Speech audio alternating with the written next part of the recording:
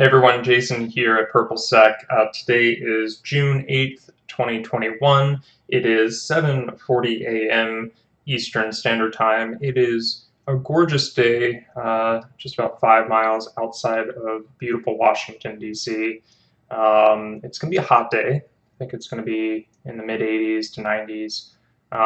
But wanted to take this time and talk about security. I really wanted to dive into some of the industry news. It's been something I've been lagging on recently, but staying abreast of the trends, things that are going on in the industry related to different attacks, and some noteworthy news. Just wanted to, I don't know, record it, see if this is of interest or value to anyone, and just kind of summarize some of the top things that I'm seeing in the industry. And then, maybe we can bring this back into some of our content. We're planning to do some interviews with some experts coming up shortly, and this can all kind of spin off from there. So let me know. This is useful. Comment below if there's something that you'd like to see more of. We can definitely take a look at that. But I just wanted to take some time and poke around at some of the major Infosec cybersecurity websites, and just talk about things that are interesting. So let's just stop talking about it and dive into it. This was actually something that got shared around in one of the Telegram channels that I'm a part of. Massive internet outage. Websites and apps around the world go dark. So this was updated about 15 minutes ago. Countless websites and apps around the world went down Tuesday after Fastly, a major content delivery network, reported a widespread failure. Fastly supports news sites and apps like CNN, The Guardian, The New York Times, and many others. Twitch, Pinterest, HBO Max, I don't know. Reddit, Spotify, and other services. Other major outages include Amazon, Target, and the UK government. Man, going digital has its risks, doesn't it? Cut out from the world just from one provider going down. Company said it's on its service page. Let's take a look here. I learned this in grad school, not like a weird flex or anything, but just kind of interesting tidbit of information. Whenever you start reading any of these sites, just dig into some of these supporting links that they have. Always dig for the primary research. That's one thing that I learned. Fastly's network has built-in redundancies and automatic failures routing to ensure optimal performance and uptime. But when a network issue does arise, we think our customers deserve clear, transparent communication so they can maintain trust in our service and our team.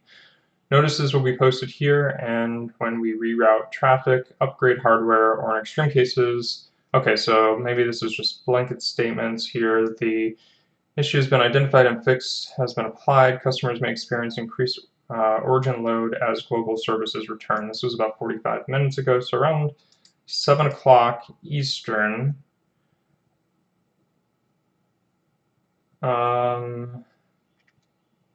Currently investigating impact of performance with their CDN networks. Yeah, so they don't have anything else other than that on their site. Scary stuff. When, yeah, here CNN kind of goes on to talk about an ISP that was attacked in August of 2020. Cloudflare, Hulu, PlayStation Network, Xbox. Yeah, I remember this one. All had connectivity problems. Yeah, I don't know. Nothing. Let's see if there's anything here that's a little bit more explicit. I was poking around this morning at a couple different pages here. Let's see. Stack Overflow. So this is from Bleeping Computer. They just kind of talk about the global CDN being down. Let's see here. List a couple of different sites. This is the error that people were getting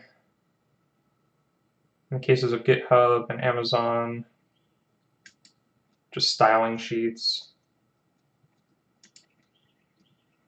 So they're saying that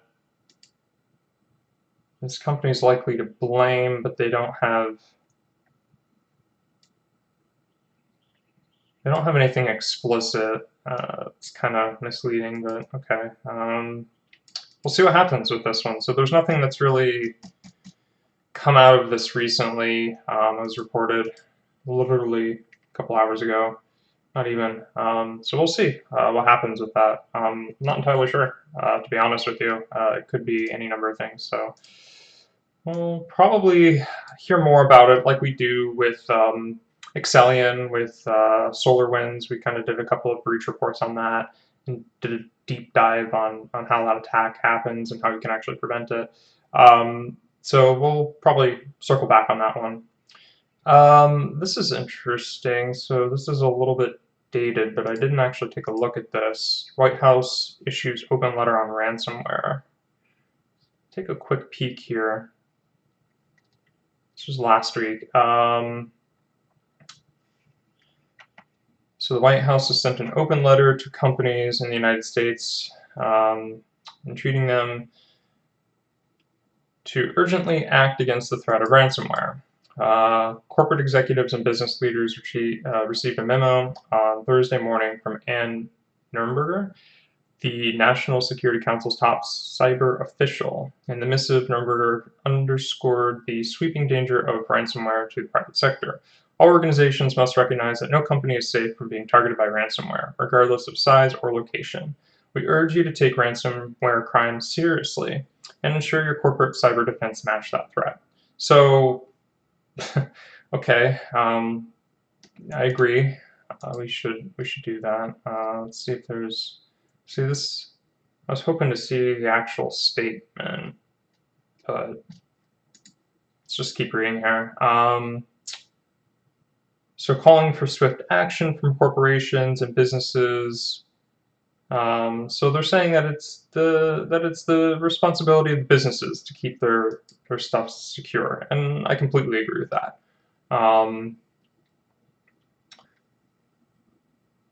No company is safe. There are immediate steps you can take to protect yourself as well as your customers and the broader economy. I completely agree. We've talked about this, and I mean, it depends on exactly what the case is, but you know, we've talked about this with Accellion. Don't use a legacy appliance or application just because it's good enough and it works. It could create havoc down the line. Yeah, lots of things, and you know, like ransomware insurance, like it doesn't really protect you. Really, I mean, you're not going to get your data back. Really, I think I saw a stat, and I'll have to find this, but somewhere around 65% of your data is retrieved from when you pay a ransomware, something like that. And in most cases, you don't get anything back. So that's obviously not the answer. And then there's questions about where is that money going? Is it funding terrorism? Is it funding, you know, where's it going? That's the point. And should companies be held responsible for that payment of the ransomware and funding those activities? Let's see here. Let's wrap this up. The most important takeaway from the recent attacks is that companies view ransomware as a threat to their core business operations rather than a simple risk of data theft. This is an interesting shift. That's good to know that companies are starting to take this a little bit more seriously. We'll see. There's going to be a slew of other attacks throughout the rest of this year on ransomware. We actually have a few guests planned to talk specifically about ransomware, and we'll talk more about that later, but some exciting things around that. So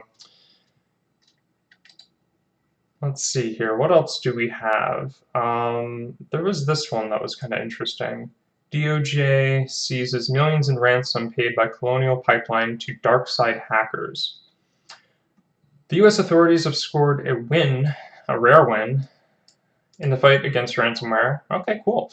After claiming to have seized the majority of the funds paid to Russian ransomware hackers by Colonial Pipeline, the DOJ announced on Monday it was able to track and access 63.7 out of the 75 bitcoins paid by the East Coast Fuel Transportation Company to the dark side gang. That amounts to roughly $2.3 million of the $4.4 million reportedly paid to the extorters.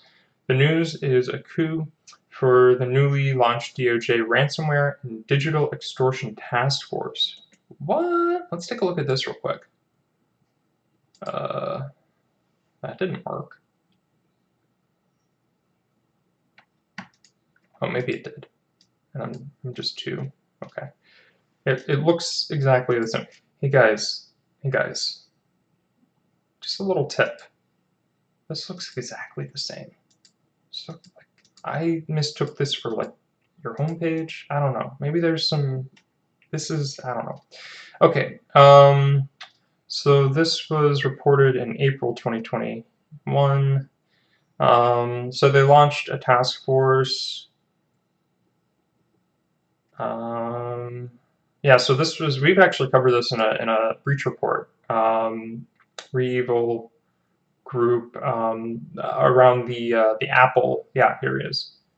Post-launch of the Apple event, they had the MacBook schematics, and it looked like that's what really pushed them to do this.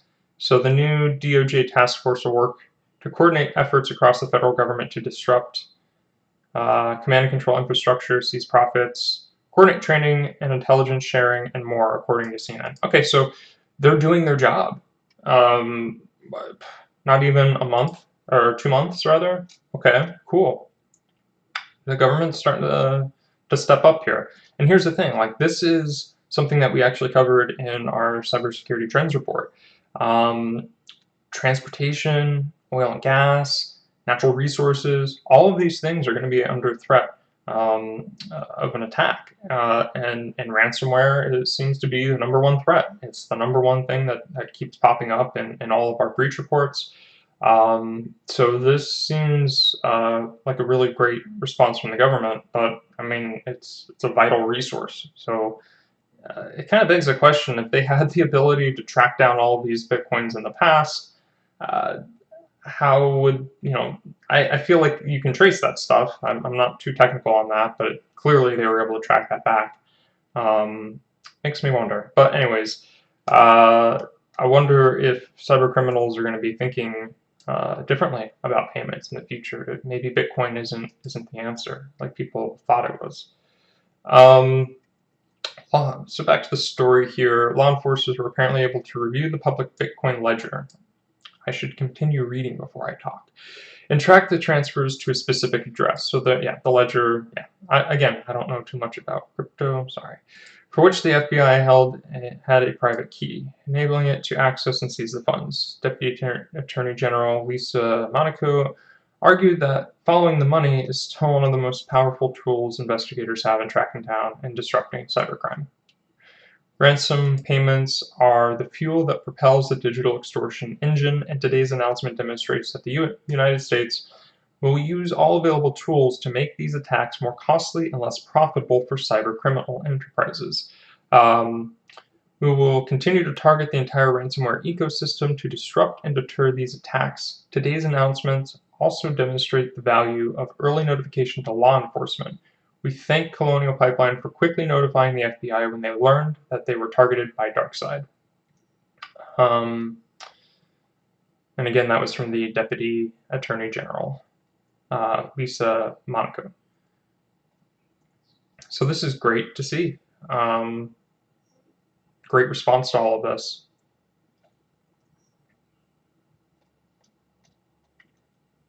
What else do we have in the world of info security?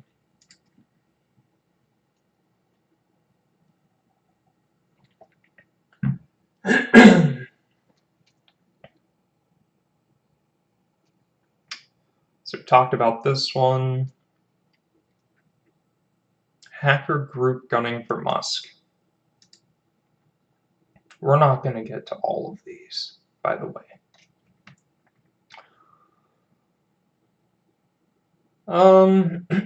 This seems like a fun one. Anonymous accuses the billionaire. I don't know why people need to do this. Just say most. Everyone in the world knows who this dude is. To toy with cryptocurrency. I'm not gonna. This is kind of meh. Let's see what else is going on. So we talked about this. Let's see. Talked about this. Hands-on with Norton antivirus. Nah. Okay, what's this?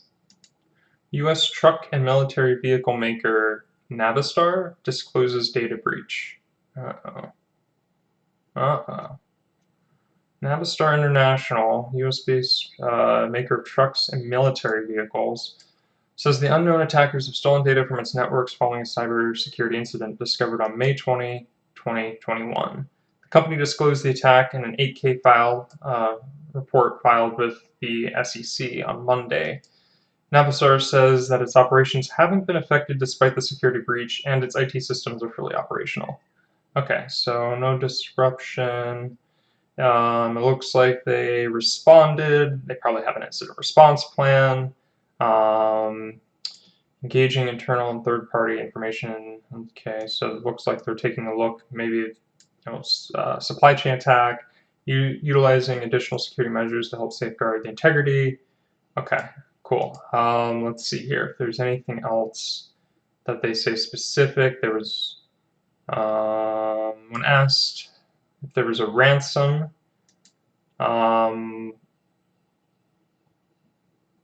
It says that it's ongoing, so they're not being specific. The truck maker, though, is in contact with federal law enforcement. Okay. There's a high chance that this is the case of ransomware. That's basically what they're saying. I don't know. We'll see. I'm not going to go down the rabbit hole of this too much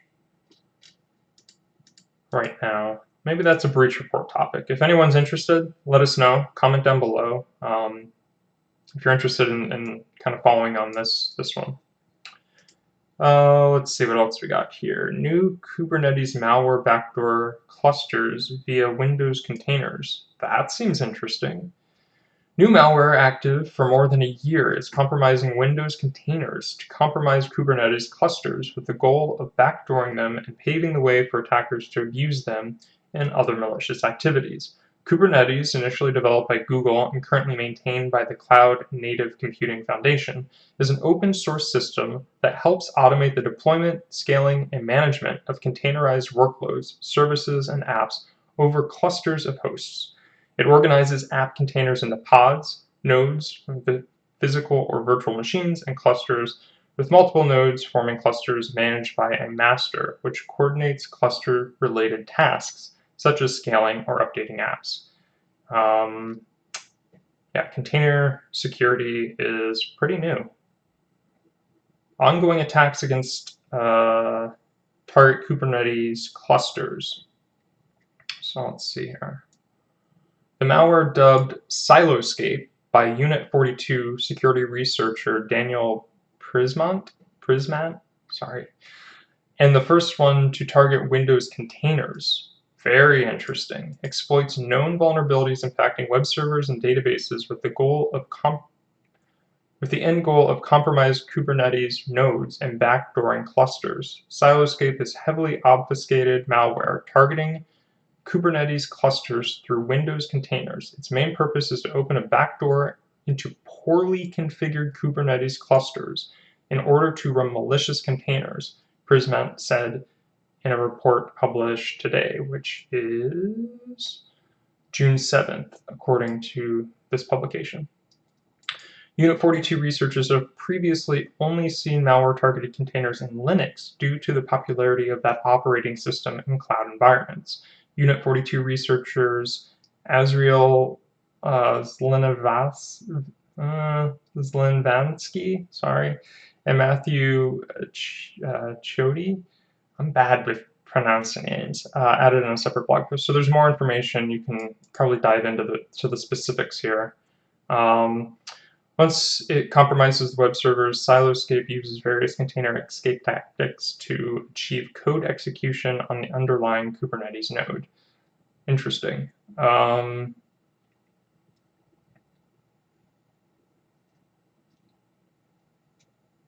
Let's see here. So what's this all do? Exposes victims to ransomware and, hey, supply chain attacks. Hey, there we go again. The theme of the year. Ransomware and supply chain attacks. While most malware targeting cloud environments are focused on cryptojacking, which is secretly mining for cryptocurrencies on infected devices and abusing the infected systems for launching DDoS attacks, Siloscape is an entirely different beast. First of all, it does its best to evade detection by avoiding any actions that could alert the compromised cluster's owners to the attack, including cryptojacking. Okay, because again, it's obfuscated. That's what they're saying. So there's no alerts, no detections, nothing's firing off. I don't know from a log perspective how you would track that unless you have someone active threat hunting.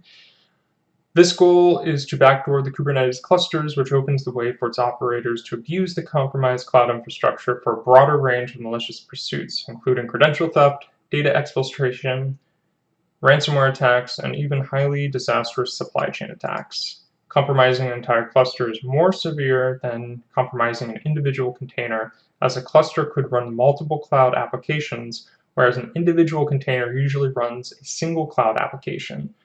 This is Prisma again saying. So if you are Kubernetes admin, you're advised to switch from Windows containers to Hyper-V containers and ensure that their cluster is securely configured to prevent malware like Siloscape from deploying new malicious containers. And it looks like an IOC and further technical details are available here. And I'll include all of the links that we've gone through today. I had a little notepad here that I was supposed to be doing that for. But I'll include all the links that we've gone through today in the show notes. Let's take a look at a few more here and then just wrap it up. Let's see here. We talked about Colonial pipeline. Let's see. These are just a bunch of tabs that I opened up. You can even see. Let's go to threat post. We just talked about this.